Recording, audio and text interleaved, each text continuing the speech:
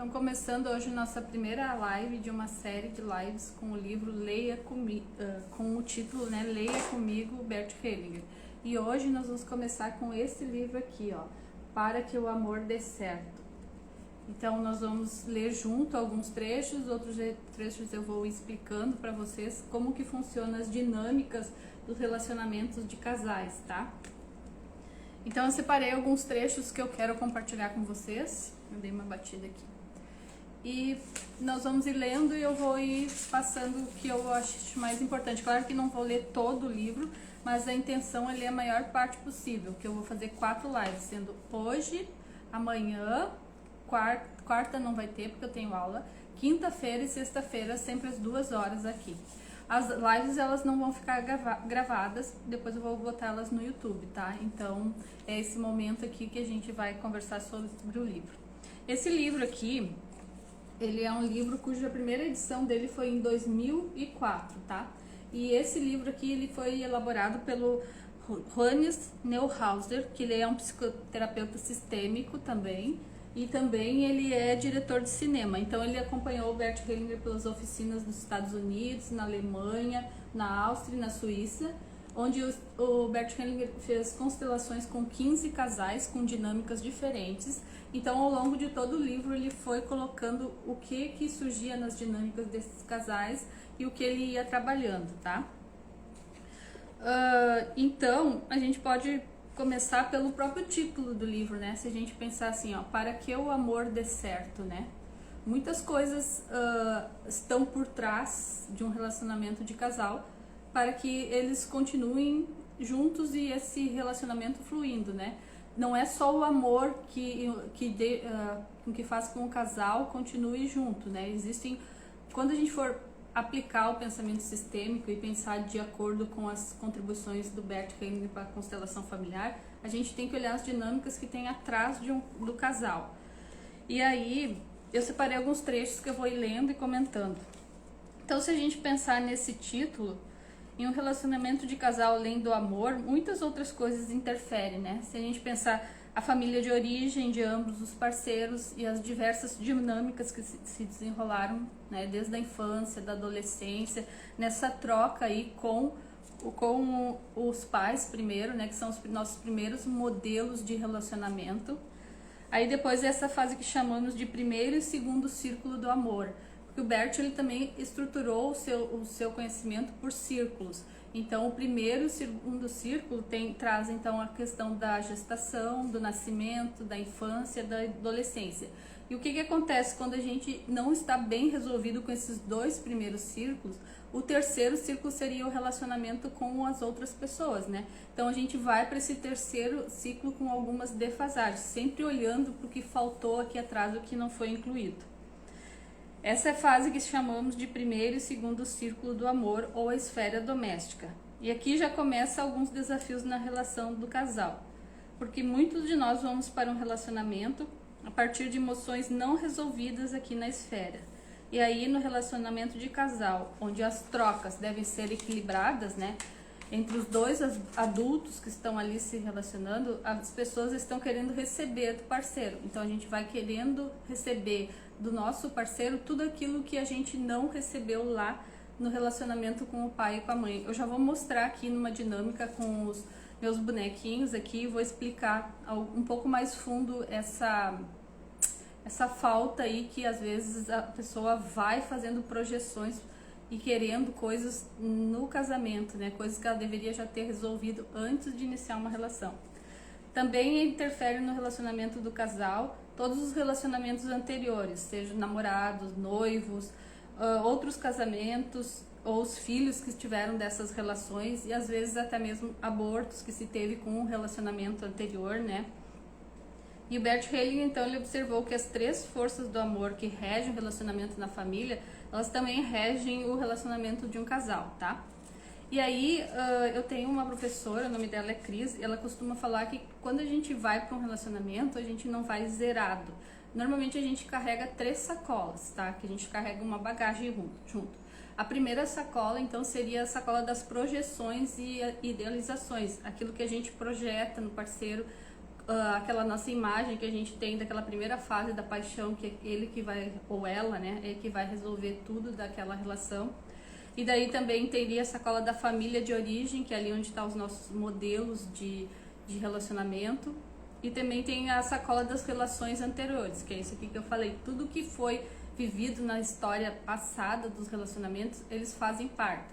Às vezes muitas pessoas vão para um novo relacionamento com a ideia de que se esquecer e botar uma pedra em tudo aquilo que não deu certo, em tudo aquilo que não foi bom lá no passado, já basta, né? Que o novo relacionamento vai dar certo, vai fluir bem, porque afinal de contas o passado ficou no passado. E não é bem assim que se mostra quando vai se abrir uma constelação para um relacionamento de casal, ou uma pessoa que está com dinâmicas desequilibradas no relacionamento de casal. A gente percebe que essas relações do passado, ela continua atuando de uma maneira bem forte nesse relacionamento. Então eu vou começar no livro pela introdução do editor, tá? Eu coloquei ele na minha folha, mas vou mostrar aqui, na página 14. Então eu fui separando algumas coisas que eu achei interessante a gente comentar. Alguns pensamentos que o Bert traz, assim, bem bons de analisar para ver nas dinâmicas do casal. Então aqui na página 14, nesse quarto parágrafo aqui, ó, diz assim, ó: durante as longas viagens de trem a caminho das oficinas para casais, Bert gostava de ler poemas de Rainer Maria Rilke. Este escrevera no século XX a uma amiga: fico feliz que você exista. Hoje, no limiar de um novo milênio, o filósofo André Comte-Sponville amplia essa frase de Rilke: para amar, a gente deve estar disposto a duas solidões, a sua própria e a do outro. Amar significa dizer a alguém: sim, eu amo você tal como você é, mesmo que você não corresponda aos meus sonhos e esperanças. O fato de você existir faz-me mais feliz do que meus sonhos. E então a gente tem o Bert Hellinger dando um passo mais adiante. Então ele diz assim, ó: o perfeito não nos atrai. Descansa em si, bem longe da vida normal. Só se pode amar o imperfeito. Então aqui ele já traz uma ideia, né, que o relacionamento, a gente, principalmente as mulheres, têm aquela idealização do relacionamento perfeito, que o relacionamento com aquela pessoa vai resolver todas as dificuldades, né, como se fosse aquele conto da princesa, né, começa um relacionamento e enfim encontrei o meu príncipe. Mas aqui a gente pode ver que não, né, se a gente for pensar, ninguém é perfeito, ninguém vai suprir as carências do outro, porque todo mundo está tentando às vezes resolver as suas próprias necessidades e às vezes nem isso está fazendo, né? Está tentando esconder ou colocar para baixo de um tapete o que deveria estar sendo resolvido, visto num processo né, com psicólogo, processo terapêutico, numa constelação familiar para ver a parte sistêmica, enfim, todo um autodesenvolvimento e um autoconhecimento que algumas pessoas já estão nesse processo, mas outras vão deixando para trás. Então aqui ele já coloca, né, na introdução, que não existe essa coisa de um relacionamento perfeito que vai dar sempre certo, que não vai ter os seus desafios, que não vai ter as suas diferenças do casal, né? Então, junto com essa ideia, ele vai trazendo no livro as dinâmicas que vai ocorrer, então, com esses 15 casais que ele separou nessas oficinas que ele fez. E daí, na página 16, diz assim, ó: o amor dá certo através da compensação das ordens fundamentais da vida. Estas ordens não são inventadas, elas são descobertas. Assim cheguei a esses conhecimentos, através de uma longa observação para descobrir o que acontece quando as pessoas se comportam de uma determinada maneira. E olhando não somente para o que ocorre imediatamente, senão para aquilo que transcorre através de gerações. Então a gente pode perceber aqui que o pensamento do Bert Hellinger, ele é sistêmico. E o pensamento sistêmico, ele olha não só para o casal, daí a gente tem aquela ideia que o casal é 1 mais 1 seria 2, né? O pensamento sistêmico não olha só para o casal como 1 mais 1 e 2, tudo que vai acontecer naquela relação ali. Ele olha também para tudo que está atrás, por isso que ele diz, né, que ele olha atrás, que transcorre através de gerações, e olha também para tudo que envolve esses dois casais. Então é um, mais tudo aquilo que envolve o relacionamento de casal. Por isso que diz que o todo é maior que as partes. É o casal mais tudo que transcorre ali. Então o pensamento sistêmico, ele inclui tudo que está acontecendo. Por isso que muitas vezes dinâmica dos nossos ancestrais, dinâmica do relacionamento do pai, da mãe, por exemplo, a mãe teve um noivo anteriormente ao nosso pai. Isso pode estar ocorrendo, atrapalhando o relacionamento da filha atualmente, se a filha está identificada com esse noivo ou com as emoções que não ficaram resolvidas dali. Porque todo relacionamento, ele pode vir a acabar, mas até para terminar esse relacionamento, ele precisa ter um equilíbrio para que esse vínculo não fique atuando. E aqui o Bert também traz o que seria esse vínculo que continua mesmo quando um casal se separa. O casal vai para um novo relacionamento, mas se não foi uma separação equilibrada, não foi uma separação justa, mesmo que uma das partes fique magoada, né?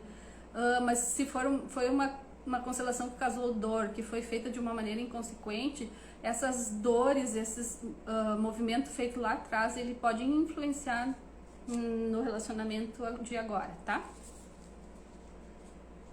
Então, por meio dessas observação prolongada, pode-se descobrir quais são as ordens vigentes. Por essa razão, quando falo sobre essas ordens, também é válido verificar se realmente é assim. Mesmo que algumas coisas possam talvez parecer chocantes, entretanto, a realidade muitas vezes está em contradição com os meus desejos. Se olharmos atentamente, podemos verificar se algo é válido ou não. E se existem outras novas percepções, então submeto-me a elas. Todos esses conhecimentos fluem assim como a vida, crescem passo a passo. E eu os convido a acompanhar-me neste caminho do conhecimento para descobrir como o amor dá certo. Tá? Então aqui ele também traz uma outra visão do pensamento sistêmico, que o pensamento sistêmico é fluido, não é um pensamento que foi construído naquela situação e ele vale para todas as outras situações. Por isso que muitas vezes, quando o Bert ele faz uma constelação e diz algumas coisas naquela constelação, ela vale para aquele momento e para aquela situação. E o Bert também usa muito a metáfora do rio, né? Porque o rio é fluido, assim, nada fica parado, né? Ele flui. Assim o pensamento sistêmico também flui. Pode ser que uma coisa que ele afirmou na constelação, por exemplo, do João e da Maria, não vai valer para uma constelação do José e da Roberta, mesmo que o tema seja parecido. Porque o pensamento sistêmico leva em consideração todas essas partes que eu falei anteriormente. Não é só o casal e o que está acontecendo ali. É o que aconteceu no sistema do casal, é o que aconteceu no sistema no sistema da mulher, no sistema do homem, no sistema, nas relações anteriores que o homem e a mulher tiveram, tá? Então é todo um contexto. E nós fomos criados num pensamento cartesiano, que é aquele pensamento que compartilha as coisas, né, divide tudo para compreender. Para poder compreender um todo, vai lá e se divide. Por exemplo, eu vou citar da escola porque eu sou professora. Na escola a gente vai estudar, por exemplo, ciências da natureza. Essas ciências da natureza é dividida para 2 períodos de física, 2 períodos de química, 2 períodos de biologia. Embora já se tentou algumas vezes criar um bloco que fosse visto as ciências da natureza todo junto, que os professores trabalhassem em conjunto, e isso já passou várias vezes na escola, porque eu faço anos que eu atuo. Os próprios professores às vezes não têm essa mentalidade sistêmica para unir os seus conteúdos. Então, fica-se no papel a ideia que deveria ser um pensamento sistêmico, uma área única, por exemplo, a área das ciências da natureza, mas lá nos seus 2 períodos a física não conversa com a química, ou a química também não traz nenhum exemplo da física, enquanto que a ciência da natureza é uma só, né? O todo, todas as interações que agem ali é uma só. Só que a gente foi criado tanto na educação, se a gente pensar nos médicos também, né? O médico, ele se fixa naquela sua especialidade e aquele é o pensamento sistêmico, aquele é o pensamento dele ali. Ele sabe analisar, por exemplo, o ombro, mas se acontecer alguma coisa no punho, ele já vai ter que caminhar para outro especialista. Não que ele não compreenda do corpo todo, mas na hora de ir para a prática dele, ele é dividido, né? Então é muito difícil às vezes entender o pensamento do Bert Hellinger, porque ele é um pensamento sistêmico e também baseado na fenomenologia, tá? E aí na página 21 a gente tem assim, ó: o homem e a mulher precisam um do outro.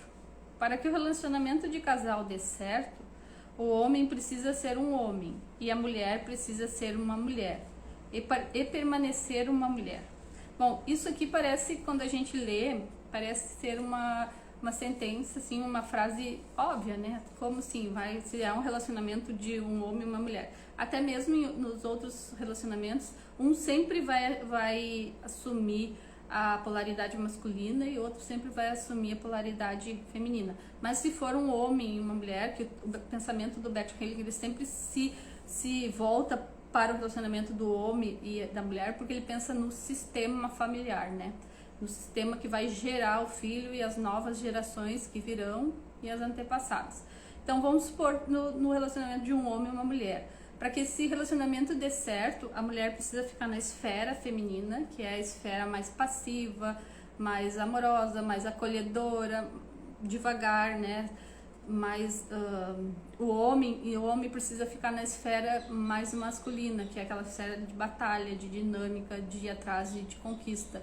Por quê? Porque o homem, ele é atraído pela mulher por aquilo que falta nela, né? Ele vai buscar na mulher aquilo que falta nele. Então, se no relacionamento de casal a mulher assume, por exemplo, a posição de masculino, de ir atrás, de prover, o homem também é masculino, então ou acaba se distorcendo a energia, né? O homem tem uma energia mais passiva e daí pode vir a dar certo também, ou entre os dois com a energia bem ativa de conquista, de busca, de batalha, vai dar alguns problemas ali. Então por isso que ele traz essa afirmação aqui, tá? De o homem continuar sendo homem e a mulher continuar sendo mulher na relação.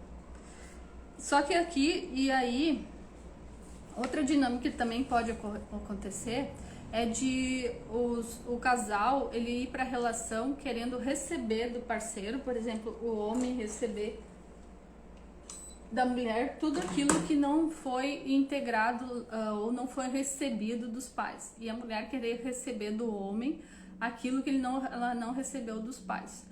Porque nessa dinâmica, que nem eu falei antes, das esferas domésticas, ficou muita coisa mal resolvida lá atrás, tá? Eu vou mostrar aqui utilizando os bonecos para dar uma exemplificada nisso que eu quero falar para vocês. Eu vou abaixar aqui.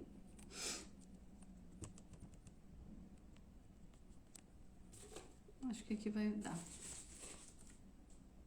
Então, por exemplo, ó, eu tenho aqui a mãe, né? A mãe, o pai,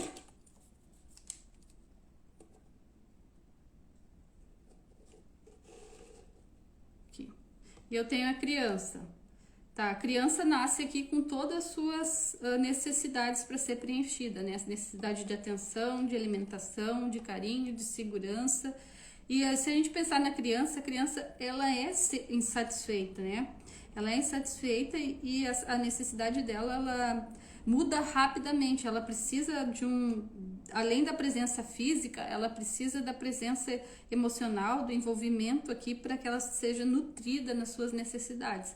Senão, ela fica com essa lacuna de desenvolvimento, né? Mas o que acontece é que muitas vezes o nosso pai e a nossa mãe, eles têm dificuldades aqui também com seus pais, eles estão olhando para os problemas deles, estão ali no problema, estão ali garantindo casa, comida, roupa, moradia, tudo para essa criança, mas emocionalmente eles estão resolvendo problemas do passado aqui, ó. Então a gente faz essa imagem aqui como se eles estivessem de costa. E muitas vezes isso também pode ser uma idealização da criança, pode ser que o pai estava ali presente em alguns tempos, outros tempos ele estava olhando para lá, mas a falta sempre vai ficar. Todos nós temos esse processo que faltou alguma coisa. Alguns mais, porque a gente sabe que tem muitos casos que tem negligência, tem abuso, tem maus tratos. Outros menos e alguns ainda com situações que às vezes quando vai olhar bem profundamente eram exageradas pela própria criança ali, que é exigente. Daí, digamos que essa criança cresce e essa criança encontrou um parceiro. Só que ela não resolveu essas dinâmicas que estavam faltando aqui atrás. Então ela vai ficar, ou ela vai ficar também só presente de corpo aqui nesse relacionamento, sem um envolvimento maior, ou ela vai ficar olhando para o passado, como a gente diz na constelação, tentando salvar o relacionamento do pai e da mãe. E daí dessa mesma maneira não está presente. E o mesmo pode acontecer aqui, ó. Pode acontecer que o homem, ele também está com a sua criança olhando para os pais aqui atrás. Então, esse relacionamento aqui, ele não está completo, ele tem as suas dinâmicas. E aí vai do casal que vai investir nesse relacionamento, né? E procurar junto olhar para essas dinâmicas e incluir essas crianças com o tempo. Ou vai se separar se essa dinâmica ficar muito forte e essa parte aqui da infância não ficou integrada, tá? Então aqui já começa algumas das sacolas, aquelas que eu falei que a gente leva para um relacionamento. E é a sacola das projeções e das idealizações. A gente tem a ideia que o parceiro vai nutrir essas faltas que ficaram lá da infância, né?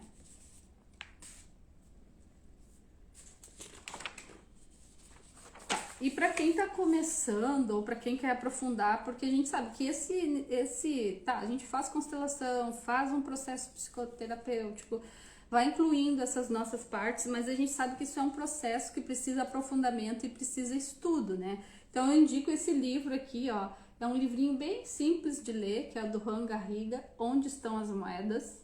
E aqui ele faz um paralelo entre duas pessoas, dois homens, se não me engano, que um recebeu as moedas dos pais, que seria, o que seria receber a moeda? Tudo aquilo que os pais deram na infância, tudo aquilo que os pais deram na adolescência, no nascimento, tudo que ocorreu ali, ele recebe como o seu tesouro, que são as suas moedas, e concorda com aquilo, né? Mesmo que coisas ali não tenham sido tão fácil, mas ele inclui aquilo. E aí ele vai para a vida preenchido, então... E o outro é o que recusa as moedas e diz pro pai, não, essas moedas são poucas e eu não quero. E vai para a vida em busca de uma pessoa que tem as moedas que ele não pegou lá do pai e da mãe.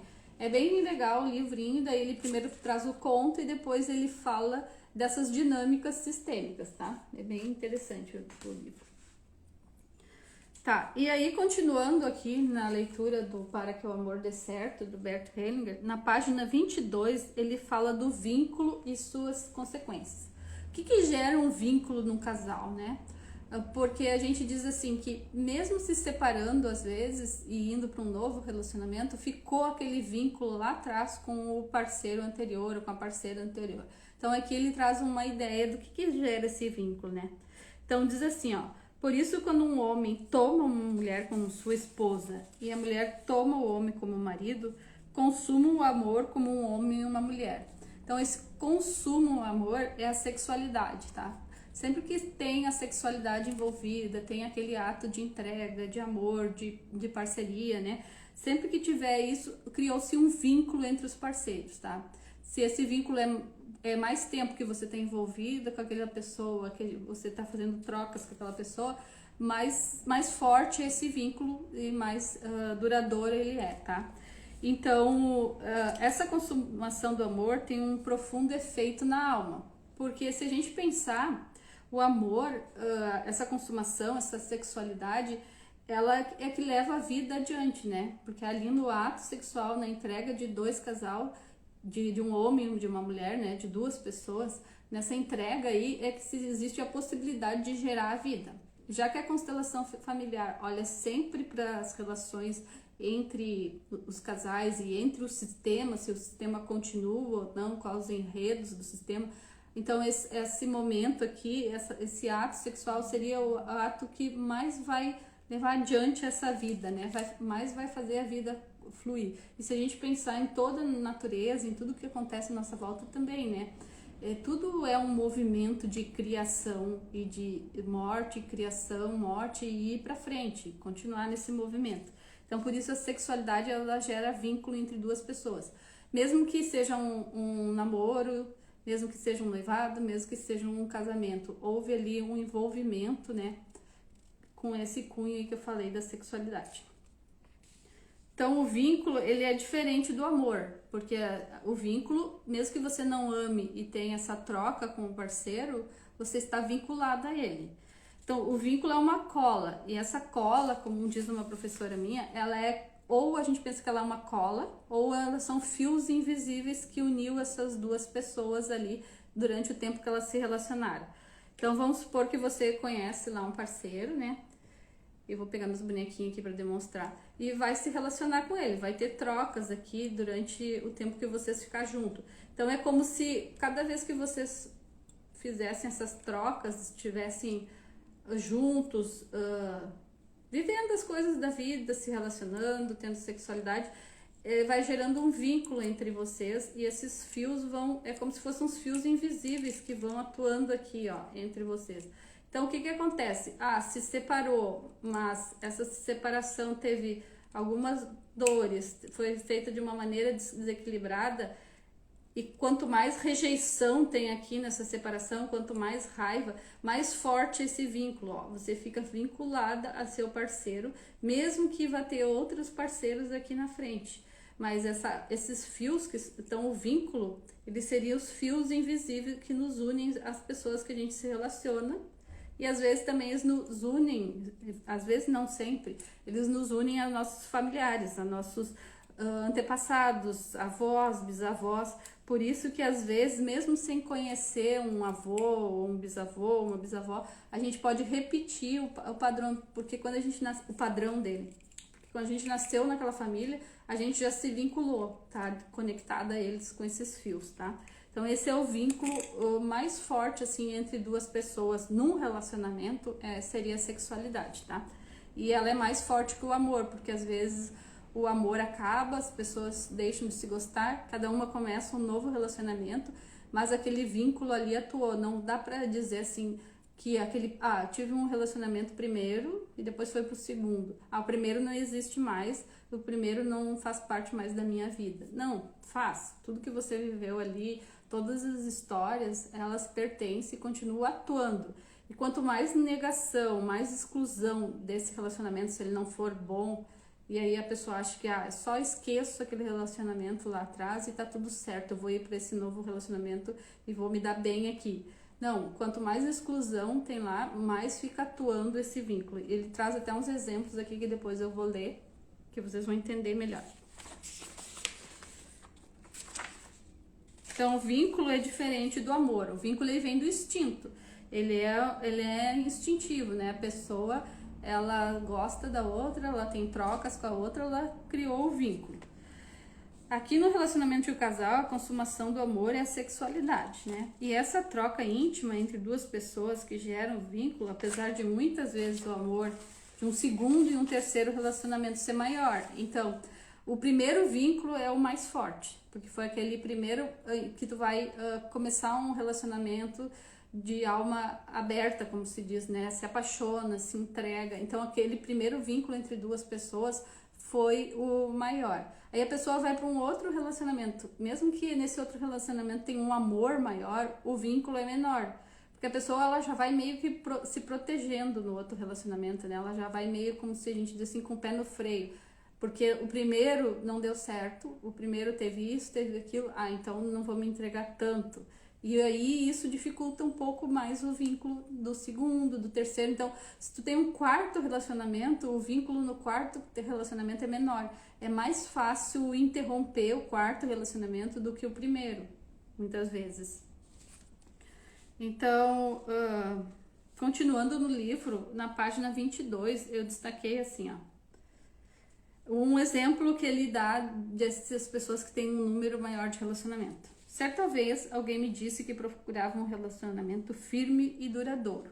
Eu lhe perguntei, quantos relacionamentos você já teve? Ele respondeu, 7. Então, você pode esquecer a possibilidade de ter uma relação duradoura. Ele perguntou, não existe solução? Repliquei, existe uma. Se você respeitar e reconhecer essas 7 mulheres e aceitar o amor que elas lhe presentearam, E se você honrar e acolher em seu íntimo tudo que elas lhe deram e levá-lo para seu novo relacionamento, então este terá uma chance. Então esse exemplo eu gosto de trazer porque tem duas coisas aqui que a gente tem que olhar quando a gente lê Bert Hellinger e a gente vai estudar a teoria dele. Uma é que ali primeiro ele disse assim, deixa eu até voltar aqui. Então você pode esquecer a possibilidade de ter um relacionamento duradouro. Às vezes ele usa a frase naquele momento, naquela situação, para despertar a pessoa, porque daí ele já disse assim, como assim eu não tenho nenhuma chance mesmo? Então às vezes ele dá uma frase assim que a gente lê, e se a gente lê solta, às vezes tem pessoas que colocam no Instagram uma frase solta, só para ter um impacto, mas se a gente lê solta, e isso cria muitas vezes críticas na teoria do Bert Hellinger, é porque a pessoa não pega o contexto inteiro, e ele próprio ele diz que ele não se prende pelas frases dele. Às vezes ele usa aquela frase naquele contexto terapêutico para despertar a dor da pessoa. Então ali ele falou, você não tem mais jeito. Aí se tu pegar esse trecho sozinho e colocar no Instagram, colocar no Facebook, vai parecer que a pessoa ela tem que ter só um relacionamento para ser feliz, né? Não, você pode ter os outros relacionamentos, mas incluir tudo aquilo que viveu e recebeu do relacionamento anterior. Foi bom, não foi bom, foi pouco, foi muito, tudo fez parte, né? A gente fica com a parte boa do relacionamento anterior. Então, essa aqui eu acho um livro muito bom. E aí também traz aquela coisa, sim, você pode ter outros relacionamentos, claro, se um não deu certo, né, e aquele relacionamento se tentou, desde que essa separação também ela seja feita de uma maneira equilibrada para os dois, para que nenhum saia sofrendo. E é isso que ele traz aqui, honrar e acolher no íntimo tudo aquilo que elas lhe deram. Então, levar junto para o novo relacionamento aquilo que você viveu no anterior. Isso ajuda a equilibrar o relacionamento e não sair excluindo ou botando uma pedra em cima, né? Tipo, já ouvi várias pessoas dizer, meu ex morreu. E muitas vezes, às vezes ele tem filhos com esse ex, né? Tem filhos. Então, ter esse cuidado de não botar uma pedra e achar que só o que aconteceu lá atrás de ruim é o que foi decisivo. Não teve partes boas. Por exemplo, tem um filho, esse homem não foi importante para gerar aquele filho com aquelas características que aquele filho tem, né? E aí eu quero trazer desse outro livro aqui dele, ó, Meu Trabalho, Minha Vida, que é que ele fala da própria... Bert Hellinger, ele se separou da sua primeira esposa, que se chama Herta, e ele fala como ele fez essa separação de uma maneira equilibrada, mesmo que no começo ela não aceitou, como que ele fez essa separação sem causar danos para ela. Então é isso que eu vou ler aqui. Esse está na página 210 desse livro aqui, Meu Trabalho, Minha Vida. Então diz assim, ó.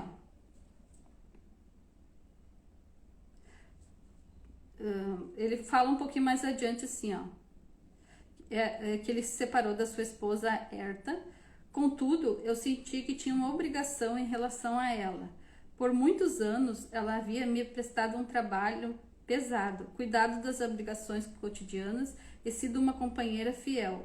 No entanto, já não era mais possível ignorar nem superar o abismo entre nós. Então, os dois, quando ele se envolveu na constelação, ele até explica aqui, ela ficou para trás, ela não quis se envolver no movimento dele e ele não quis começar a contar para ela, assim, ele achou que teria que ser dela essa participação e esse conhecimento da constelação. Então ele se envolveu tanto no trabalho, a constelação se explodiu em diversos países, né? Ele começou a viajar, escrever os livros, participar de seminários. E a primeira esposa dele, não foi junto, ela ficou e não se interessou pelo trabalho. E ele até conta aqui um pouquinho antes que ele gostaria que ela tivesse despertado, quisesse saber. Ele não contou e nem foi ele que foi atrás porque ele achava que isso teria que ser um movimento dela. Então isso criou um abismo entre os dois. Daí ele coloca assim, ó, um casal consegue ficar junto quando os parceiros reconhecem o caminho um do outro e quando seus caminhos não são muito diferentes. Então, o casal, ele percorre um caminho junto. Cada um tem o seu caminho, mas como casal, os dois têm um mesmo caminho em comum, né?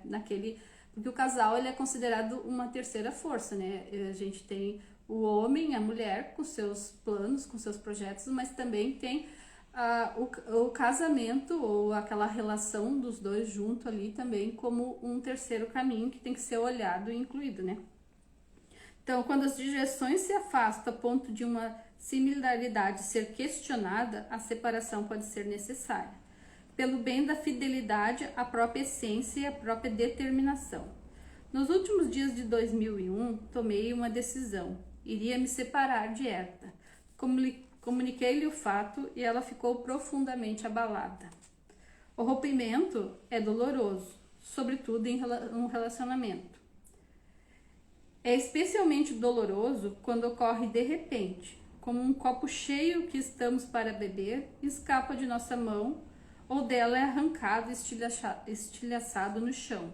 Tá? Então você está ali com aquele copo cheio, com tudo aquilo, né, à sua disposição e de repente cai, é tirado da mão. No entanto, na dor pelo que se quebrou e pela preciosidade que continha, a lembrança ainda permanece desperta, incólume e plena. Também senti dor por tê-la ferido, mas não havia outra solução. O importante na separação é que não é necessário haver culpados, tá? Então, o relacionamento acabou, cada um vai seguir o seu caminho. Não existe aquele que fez tudo errado. Por exemplo, ele poderia culpar ela, mas você me deixou sozinho no meu processo com as constelações familiares. Não, não é culpado. Simplesmente cada um tomou um caminho diferente. Portanto, é inútil buscar razões em si mesmo ou no outro. Basta constatar que a relação não tem mais futuro.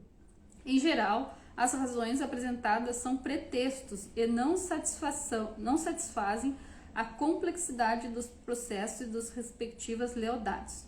Por isso, antes de qualquer coisa, é melhor renunciar às atribuições de culpa para não ferir ninguém inutilmente. Então, quando vai se passar por um processo de separação, não existe o culpado daquela relação ter acabado, né? A separação é um processo doloroso. Com ela, alguns esperam até terem sofrido o suficiente, por assim dizer, conquistar o direito de se separarem. Então, algumas pessoas acham que eu sofri bastante naquela relação, então agora eu tenho o direito de me separar, né? Contudo, isso só piora as coisas. Separação também significa que ambos os parceiros terão oportunidade de um recomeço. Às vezes, o inocente, né, aquele que não assume que o relacionamento acabou, que o outro é que está deixando, ou que o outro é que traiu, ou que o outro que foi buscar as suas conquistas e deixou o lar sozinho, deixou a esposa sozinha, por exemplo. Então, esse seria o inocente, aquele que se coloca no lugar da vítima, né? Então, às vezes, o inocente não concede o recomeço ao culpado, para não o liberar. Porém, isso acaba se tornando um peso para ambos. O melhor é quando cada um aceita e conserva do outro o que lhe deu. Então, aqui que está a parte que, quando a gente passa por um processo de separação, para fazer de uma maneira equilibrada, ó. Cada um desenvolve em si aquelas partes do outro que até então haviam sido valorizadas por ele no relacionamento, ou as leva como um presente do outro para o seu futuro. Então, teve ganhos naquela relação ali, teve o que era bom do outro, o que contribuiu para a relação, né? Então, a gente inclui isso e leva junto, porque no relacionamento as pessoas se transformam, né? Cada um assume a sua parte da responsabilidade. Isso quer dizer que está pronto para responder às consequências de sua ação, sem impor ou exigir do outro mais do que o necessário e o correto. Também é importante que haja um justo acerto financeiro, no qual a parte que deseja ativamente a separação também esteja disposta a uma renúncia maior, tá? Então, a parte que vai sair da relação, às vezes tem que arcar com um processo financeiro para deixar o outro bem estabelecido, né? E o que a gente vê muitas vezes é que houve uma separação e a pessoa ainda vai brigar num processo judicial pela parte que ela acha que tem o direito de ficar com ela, né? No caso do financeiro, assim. E aí tem que se pensar muito bem, porque se você está saindo da relação e o outro está se sentindo lesado, né? Às vezes não é pelo financeiro que vai resolver essa situação. Por isso que às vezes os processos de separação, eles são longos, assim, numa justiça, até que as duas partes entrem em um comum acordo, né? E aí a gente tem uma frase que a gente usa muito nesse processo aqui, que diz assim, ó: Eu fico com o que foi bom, tá? Quando você vai passar por um processo de separação, eu fico com o que foi bom, porque naquele relacionamento não teve só o que foi ruim, né? Teve sua parte boa, teve aquilo que aconteceu ali e manteve aquele casal unido. Tá? Então aqui seria o processo de não sair de uma relação com desequilíbrio, com mágoa, com querendo botar uma pedra em tudo aquilo que aconteceu, porque não, isso aí interfere, o vínculo que você teve com aquela relação vai junto. E aqui também tem um livro que se chama A Cura, na página 17 e na página 21, ele fala um pouco mais desse vínculo aí. Eu vou ver aqui porque são trechinhos bem pequenininhos. Na página 17, ele diz assim, ó, o vínculo. Qual é o movimento decisivo em nossa alma que pode levar a doenças? É o amor do vínculo, porque aqui ele fala também, outras lives eu vou fazer em outros livros, que às vezes a criança, quando ela está vinculada na família dela, ela assume até uma postura de ficar doente no lugar de algum dos pais ou alguma dinâmica ali que está acontecendo, tá? Então por isso que ele diz que o vínculo, ele pode até mesmo levar à doença. É o amor do vínculo, o amor que nos liga, né? Então a cola, aqueles fiozinhos que eu mostrei, a nossa família e aos seus destinos. O amor do vínculo é elementar, estamos entregues a ele. Esse amor nos prende à nossa família, por isso que eu falei que ele é uma cola, tá? Ele nos prende, ele é uma cola invisível. E é tudo aquilo que aconteceu. Ele nos prende à sua grandeza, ao bem-sucedido, ao completo, tornando-se uma força. E ao mesmo tempo nos liga ao que não está resolvido, é o difícil na nossa família, as suas cargas e as suas culpas. Temos que carregar junto essas cargas. Por isso que muitas vezes a gente entra em umas dinâmicas inconscientes atual, por exemplo, que a gente está falando de relacionamento. No relacionamento, às vezes, acontecem algumas dinâmicas que estão ligadas a coisas que aconteceram mais atrás na nossa família, que nem foi nós que trouxemos, fizemos aquilo, digamos assim, não foi nossa culpa, que aqui não se fala em culpa, mas que não foi nossa culpa, mas por alguma razão a gente se conectou quando nasceu essa família com esses vínculos e a gente carrega junto essas cargas. Por exemplo, o pai se separa da noiva de uma maneira que foi injusta para a noiva sofre, a noiva fica com raiva desse noivo que deixou ela para casar de novo com outra mulher. Então pode vir a nascer a filha desse novo relacionamento e ela pode tomar o lugar dessa noiva aí perante o pai. Ela é uma representação inconsciente e são dinâmicas inconscientes, por isso só numa constelação para a gente saber se seria isso que atrapalharia. E então ela pode entrar numa disputa com a mãe, ela não se dá com a mãe, porque ela representa essa noiva aí no sistema, e aí várias dinâmicas podem se desenvolver, tá? Por conta desse vínculo aí. Esse vínculo é o nosso desejo mais profundo, a necessidade de pertencer a ela, a família, né? Vai além até mesmo de nossa necessidade de sobreviver. Isso significa que estamos dispostos a sacrificar e entregar nossa vida pela necessidade de pertencer. Então esse vínculo ele é bem forte, né? Ele é forte nos relacionamentos, ele é forte para as dinâmicas da família. E na página 21 ele fala de novo aqui desse mesmo livro da cura.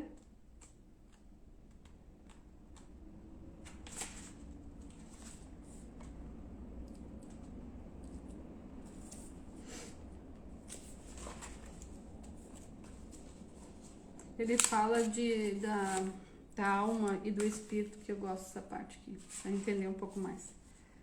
Durante minha conversa com Rupert Sheldrake, abordamos o tema dos campos espirituais, tá? Então, o Rupert Sheldrake foi um dos primeiros biólogos, cientistas, que ele percebeu que existe essa força do campo, ou do vínculo, ou da cola, dos fios ali que eu mostrei, unindo essas pessoas.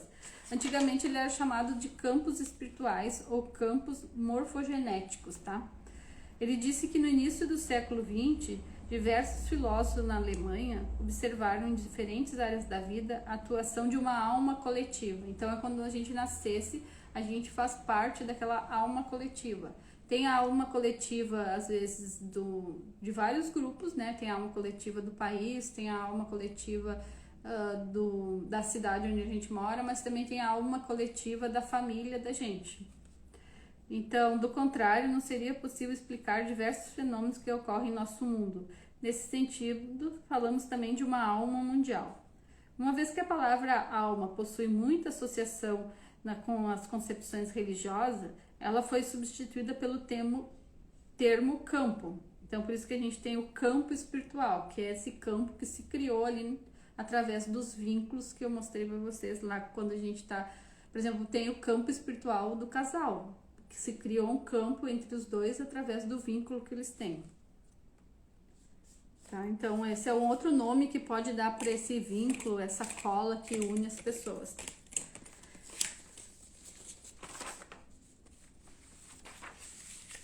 Então, voltando na página 22, ele traz um exemplo assim, ó, emaranhamento que se estende por gerações e suas soluções, que é esse livro aqui daí que é o Alive, para que o amor dê certo. Então, ele fala de um emaranhamento que se estendeu por gerações, aqui ele dá um exemplo na página 22, daí ele diz assim, ó, no seio da família existe uma profunda necessidade de justiça e compensação. A família e o grupo familiar comportam-se como se tivesse uma alma comum, que daí é por isso que eu falei daquela alma lá, é uma alma que une as pessoas. Essa alma vale para que exista na família o equilíbrio entre a perda e o ganho, que é as 3 ordens do amor que ele descobriu através das suas observações, né? Equilíbrio esse que abarca várias gerações.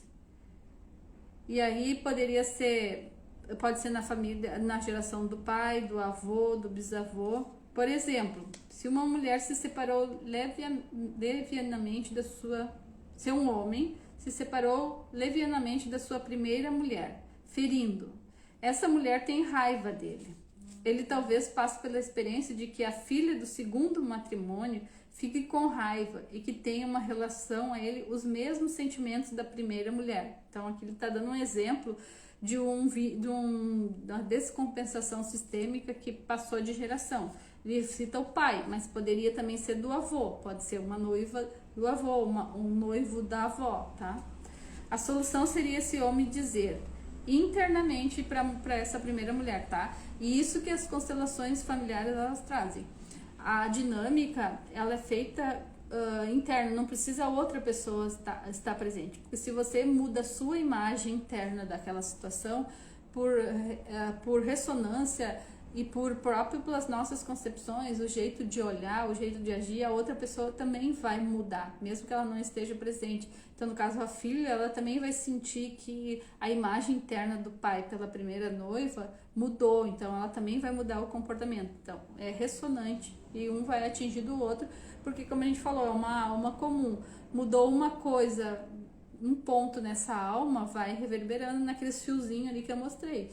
Vai unindo todas as pessoas, vai chegar para todas as pessoas. Por isso que às vezes a gente faz uma constelação, é muito comum ver alguém faz a constelação com a mãe não está presente, mas a filha começa a olhar para essa mãe de um lugar de filha, com um olhar mais humilde, uma postura menor que a mãe, né, sem se tornar a mãe da mãe. Quando é muito comum um cliente relatar que a mãe mudou também, que chegou em casa a mãe estava um pouco diferente ou conversou algumas coisas diferentes, porque por ressonância chega no outro. Então a solução seria esse homem dizer internamente, não precisa a mulher estar presente, tá? Fui injusto com você, sinto muito, reconheço tudo que houve que você me deu. Seu amor foi grande e o meu também. Ele pode perdurar, assim o primeiro vínculo é dissolvido de forma positiva. Vejo que precisa só uma mudança de postura, né? Mudança de incluir o outro na nossa imagem interna, que teve coisa boa lá, não durou, não foi possível durar, ou teve um outro amor, uma outra pessoa que chamou atenção. É comum nas dinâmicas das pessoas, mas o que não pode fazer é sair desprezando tudo aquilo que houve lá atrás.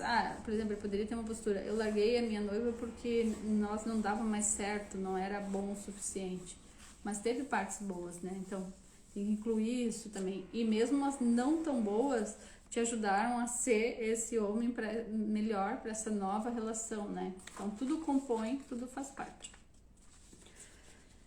E aí ele também traz sobre a grandeza da sexualidade, que isso que tudo é o primeiro capítulo de introdução, tá? Amanhã eu vou trazer algumas constelações e algumas dinâmicas entre os próprios casais. Aqui são alguns conceitos que ele vai clareando ali no primeiro capítulo para depois entender o que vai acontecer nessas constelações. Então, por que a sexualidade é maior em nenhuma relação, né? A sexualidade ela seria maior que o amor, porque ela cria o vínculo, ela que cola e ela que une os parceiros, que nem eu falei ali, é ela que vai estabelecer esses fios invisíveis aqui, ó, numa relação, né? A cola ou fio invisível. Tá? Então, aqui. Isso aqui é o vínculo para nós. Alguns pensam que sexualidade é algo ruim, entretanto, ela é um instinto poderoso e irresistível. A sexualidade leva adiante a vida, contra todos os obstáculos. Nesse sentido, a sexualidade é maior que o amor. Naturalmente, tem grandeza especial quando é consumada com amor, né? Quando os parceiros olham-se nos olhos ao se amar, isso é a realização de um amor recíproco. Aqui podemos perceber porque um casal fica vinculado após o término de um relacionamento, né? Que foi isso que eu falei ali. A sexualidade, ela gerou aquele vínculo, então, entre os dois parceiros. Dar e aceitar. Na página 23, então, ele fala sobre o dar e aceitar. Por exemplo, eu vou ler aqui para vocês, direto do livro esse. O dar e aceitar, ou dar e receber, ele tem duas dinâmicas, tá? Tem a dinâmica do intercâmbio positivo, que é uma pessoa dá algo e a outra pessoa vai lá e retribui um pouco mais, porque ganhou um presente, ficou feliz, ficou satisfeita, ela vai retribuir um pouco mais. E tem a dinâmica do negativa, que a pessoa fez algo de ruim, fez algo que magoa, fez algo que machucou, em vez de ou outro, aquele que foi ferido, cessar esse intercâmbio dizendo tá tudo bem, eu te perdoo, eu não vou olhar para isso, ele vai lá e faz uma retribuição, mas só que um pouco menor, mas mesmo assim não deixa de retribuir, tá? Porque sempre numa relação de casal existe trocas, e essas trocas às vezes elas são boas e às vezes não são tão boas. A não tão boa a gente faz um pouco menos, tá? Para que essa troca cesse, mas tem que fazer. Então, diz assim, ó.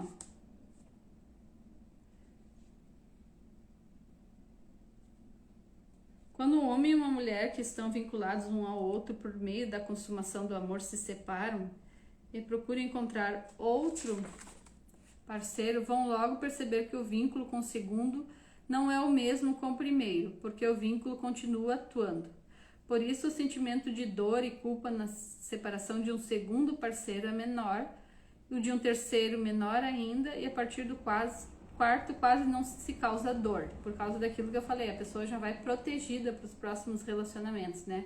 Como a gente diz, ela vai com o pé no freio, diminuindo a entrega, a expectativa, né?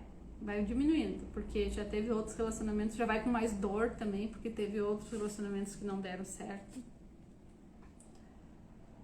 Deixa eu ver o que era a parte que eu queria ler aqui, na página 23. Dar e aceitar. A igualdade no relacionamento de casal, que se expressa fundamentalmente na consumação do amor, estende-se também a outras áreas da vida.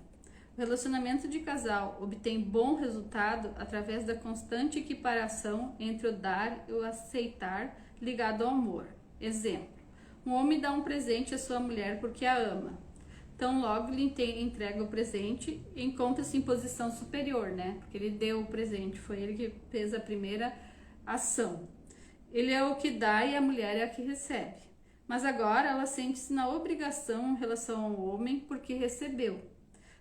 Procure então compensar dando-lhe algo, e porque o ama, dá-lhe por cautela um pouco mais do que ele lhe deu, né? Relacionamento de casal é sempre troca, tá? Sempre tem que existir essa troca aí. E aí, agora o homem sente-se sob a pressão de retribuir. Tenta compensar o que recebeu e porque ama sua mulher, dá-lhe um pouco mais. Então, essa troca, ela fica estabelecida entre um casal quando sempre um faz uma coisa a mais pro outro, assim, por esse amor que sente. Não necessariamente precisa ser em presentes, né? Dar um presente, mas essa boa convivência ali, fiz uma janta para minha esposa porque eu sei que ela gosta de tal comida. Outro dia a esposa vai lá e, o que eu podia dizer, outro exemplo? Eu preparei o bolo que o meu marido gosta e deixei ele bem novinho quando ele chegou, tal, essas coisas assim. Essa troca também do dia a dia do relacionamento, né? No entanto, existe também em muitos casamentos situações em que um cônjuge faz algo de mal ao outro, ferindo-o. Aqui também o cônjuge que foi ferido sente a necessidade de compensar, uma necessidade de vingança. Portanto, esse parceiro faz algo de mal ao outro, mas frequentemente, por se sentir em seu direito, faz algo ainda pior. Com isso, o primeiro se sente no direito de tornar a causar dano ao outro e comete por um outro sentimento algo mais grave ainda. Então, se deixar essa dinâmica de tu me fez uma coisa ruim, agora tu vai ver, eu também vou te fazer. Tu fez aquilo, eu não gostei, eu vou lá e faço algo mais grave ainda. Então, a dinâmica do ruim, do mal, do que prejudica, fica atuando. Mas agora, então, você vai lá e eu faço um pouquinho menos, só para mostrar como ele me desagradou, como aquela troca, como que ele fez foi injusto comigo, mas a gente troca um pouquinho menos pro outro não sentir a necessidade de ir lá e fazer de novo, tá? Então daí por isso que a gente diz que no relacionamento tem a troca positiva e a troca negativa. Tá, então aqui eu fecharia essa live de hoje, né, com essa primeira aula da introdução ali do Bert Hellinger. Amanhã teria então o trabalho terapêutico que ele realizou com esses 15 casais, tá? Dentro desse livro. Essa live não vai ficar salva, mas depois eu vou colocar um post ali sobre ela. E daí a troca aqui seria que quem assistiu ela e tá aqui comigo até agora, vá lá comentar o que achou da live ou deixar sua curtida, tá? Essa live vai ficar lá no meu canal do YouTube salva, tá? Então, muito obrigada para quem participou até agora e nos vemos amanhã às 14 horas. Também quero deixar dito que eu sou consteladora, tá? Faço constelação online e também faço constelação presencial. Aí a constelação, por enquanto, ainda estou fazendo individual e eu tenho um link ali na bio, caso alguém queira me chamar para conversar, para conhecer os meus métodos, a minha prática. Então, eu fico à disposição. Muito obrigada e até mais.